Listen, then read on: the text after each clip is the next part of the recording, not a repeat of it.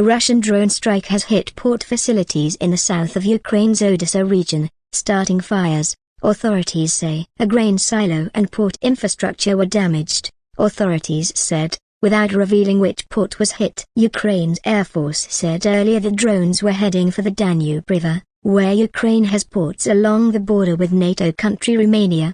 Russia began targeting Ukraine's ports after abandoning a UN grain deal. The agreement, brokered a year ago, had meant that Ukrainian and Russian exports could be shipped safely across the Black Sea. Odesa regional leader Oleh Kiper said emergencies services were working on the site of the latest Russian attack, and there were no reports of any casualties. He added that further information would be given by the Ukrainian military. Ukraine's military command in the south said air defenses had been operating for almost 3 hours. President Volodymyr Zelensky said that unfortunately there has been damage, most significantly in southern Ukraine. After withdrawing from the grain deal, Russia threatened to target any vessels heading towards Ukraine's Black Sea ports, de facto imposing a naval blockade.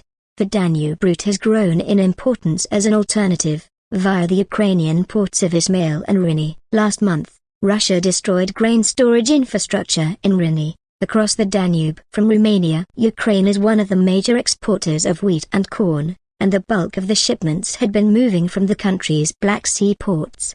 Wheat prices spiked on world markets immediately after the Russian withdrawal from the grain deal. There are now also concerns about global food security, especially for impoverished African and Asian nations. Overnight, Russia also launched more than 10 drones against Ukraine's capital Kyiv.